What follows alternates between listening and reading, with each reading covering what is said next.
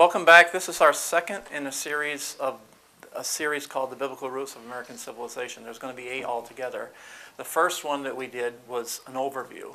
This week we're going to go into what I refer to as the origins of American individualism.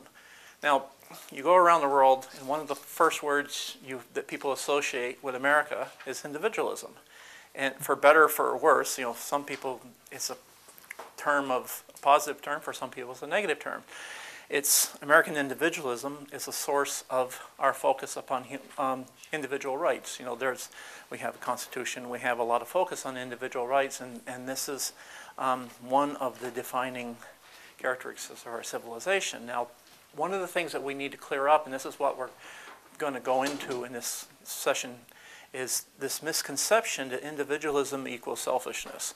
That somehow, if you focus on individualism, you're going to destroy community, and you're going to destroy the public good, and you have a trade-off of individualism versus the public good or social good, or individualism versus benevolence and all these other things, and that somehow that if you let it go too far one way, and you're just going to have this extreme selfishness. This understanding of American individualism is an understanding that's come about because we have divorced the understanding of individualism from its biblical roots. And now so this is what we're going to focus now, is the understanding original understanding of American individualism by our settlers and pioneers and these rugged individualists who, now obviously an obvious source of individualism is the pioneer ethos. A pioneer people are individualists by nature. So you got to have some type of individual gumption to get up and go into a new situation. So people come to a place, a wilderness, out of a established civilization, and they have a pioneer ethos, and there's a certain amount of individualism is going to be inherent simply from the fact of our pioneer experience of our origins. But more than that, there are principled ideological reasons for American individualism. That has their roots in the Bible, and it goes back. There's many sources, but the Genesis understanding of God creating human beings in His own image is a very powerful originator of this idea of American individualism. Now today, it's not really, we don't see it that way because we don't see what the alternative was. Now,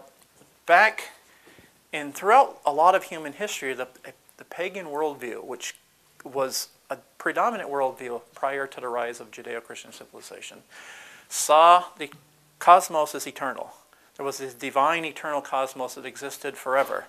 And the cosmos was ruled by certain cyclical laws. You have these cycles of nature. You have birth and death, you have growth and decay, and every aspect of reality is determined by these cyclical rules of nature. So there's nothing new ever happens.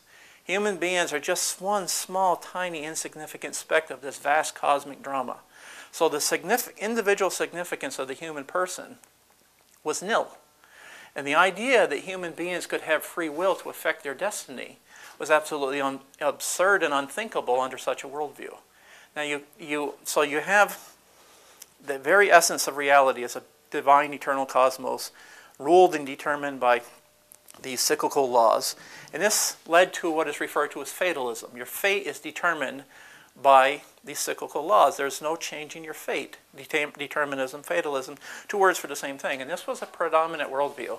There were some hints of individualism in some of the myths of the difference. You ever heard of the hero myth, Hercules, and the Northern European Beowulf? You had the hero myth or the hero narrative where the hero rose up. But essentially, the basic worldview was fatalistic, deterministic.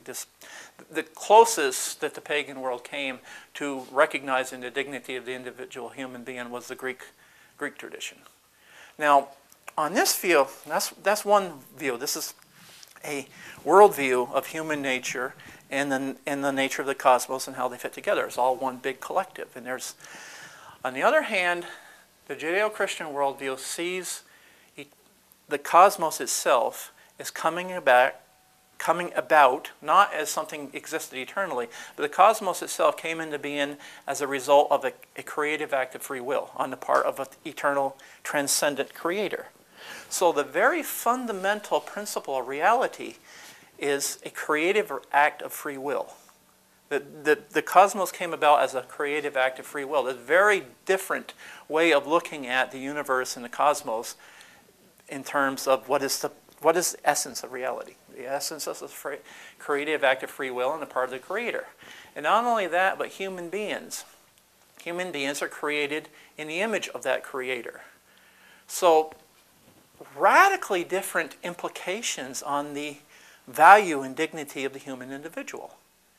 You know, we, instead of becoming a tiny speck in this vast cosmic drama, human beings and human relationship to that creator is at the center of the cosmic drama. So the implications for human dignity and in the individual human worth are infinitely enormous. And that is, in essence, you know, the basic metaphysical principle upon which American individualism rests, because the people who came here, yes, they were pioneers, but they were also very well steeped in the Judeo-Christian tradition. Now, beyond that, you see, in the Bible, you see these stories of about God's people, and you know, the chosen people of Israel. Later on in the New Testament, the church, which is referred to as the body of Christ. And this shows a communal dimension of the Judeo-Christian tradition. But these communities start out by the calling of an individual.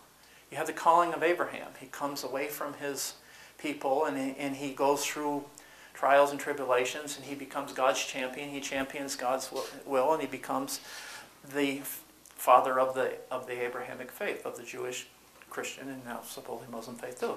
You have calling of Moses. You have Noah. You have these individuals who are called out, and there's a dialogue. There's a dialogue between the individual and God, and out of this relationship, this covenant between the individual and God, arises a covenant between God and a community. So the idea that individualism is incompatible with community is not a biblical idea. That the calling out of an individual is a prerequisite for a godly community. You have a godly individual who's called out, and the individuals form the community, and then you have a community. So they're not two separate things. As a matter of fact, the godly community requires godly individuals and cannot come about without the development of the individual character, strength of character that is needed for one to reach the status of being a godly individual. So from our standpoint, the public good is not undermined by individualism, individual liberty, but it is determined by it. So you cannot reach the public good without first going through the maturation process of developing mature individuals. So that's the essential differences between these worlds. Now, this idea of God being transcendent, and in pagan culture, in many pagan traditions, the difference between God and nature and creation is there's almost no distinction. God is almost immanent, and creation is kind of divine itself. In the Judeo-Christian tradition, God transcends the creation. Human beings have ability to have a relationship with God.